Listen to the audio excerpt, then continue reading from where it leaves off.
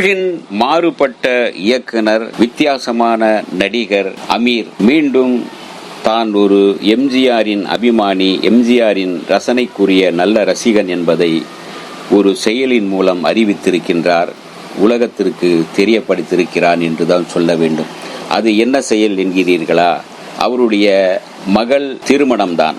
மிக எளிமையாக மதுரையில் தன்னுடைய மகள் திருமணத்தை நடத்தியதன் மூலமாக புரட்சி தலைவரின் கொள்கையை அவர் வழியில் சென்றிருக்கிறார் என்றுதான் சொல்ல வேண்டும்.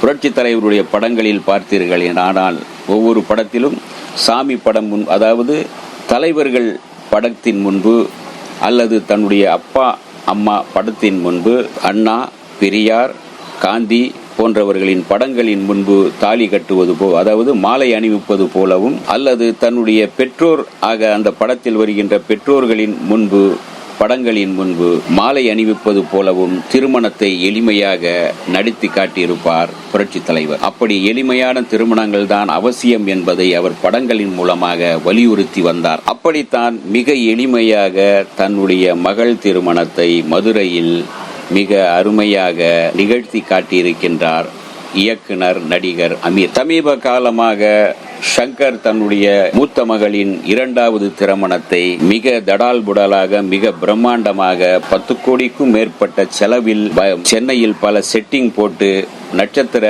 ஹோட்டலில் விருந்து வைத்து அந்த தன்னுடைய மகளின் திருமணத்தை சங்கர் செய்திருந்தார். அது அவருடைய வசதிக்கு, அவர் வாங்குகின்ற சம்பளத்துக்கு அது சரி. ஆனாலும் அது ஆடம்பர திருமணமாக இருந்தது.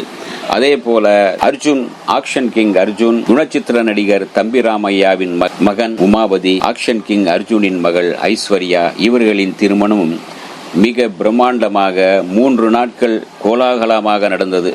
100க்கும் மேற்பட்ட வகையில் உணவு வகைகளும், மணமகனுக்கு சுமார் 500 கோடி வரதட்சணை என்றும் சொல்லப்பட்டது. அது உண்மையா என்று தெரியவில்லை. ஆனாலும் மிக பிரம்மாண்டமாக, மிக ஆடம்பரமாக அர்ஜுன் மகள் திருமணம் அர்ஜுன் நடத்தி வைத்தார். அவருக்கு சந்தோஷம், நடத்தி வைத்தார், அவர் சம்பாதித்து சேர்த்து வைத்த பணத்தில். அதே போல கங்கை அமரனின் மகன், அவருடைய திருமணமும் எளிமையாக கோயிலில் நடந்தாலும் கூட அவருக்கு வரதட்சணையாக ஒரு பிளாட் தரப்பட்டது, இன்னும் பல கோடி ரூபாய் தரப்பட்டது என்று பேசப்பட்டது. அது எந்த அளவுக்கு உண்மை என்று தெரியவில்லை.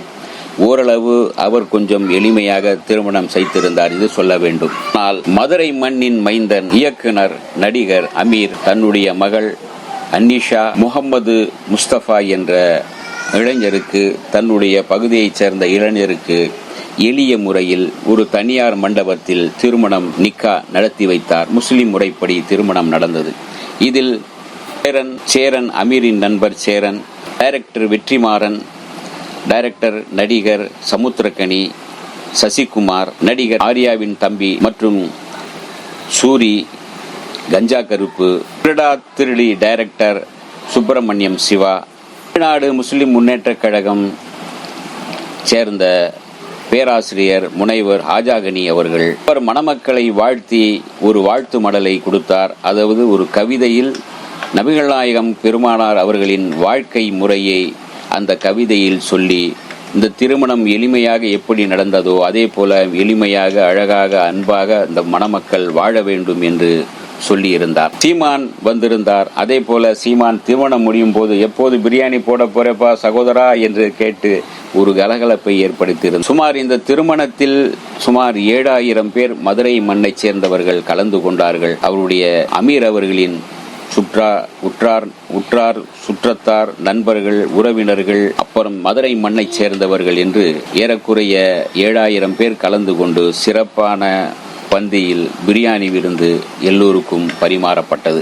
மகன் முகமது முஸ்தபாவுக்கு 52 கிராம் மகராக வழங்கப்பட்டது. உண்மையாக நடந்த இந்த திருமணத்தை மண்டபத்தில் எல்லோருடைய முன்னிலையிலும் இந்த திருமணம் நடைபெற்றது. இஸ்லாமிய முறையிலும், அதே சமயத்தில் உருதிலும், அதே சமயத்தில் தமிழிலும் அதனுடைய துவா, அதாவது பிரார்த்தனை கேட்கப்பட்டது.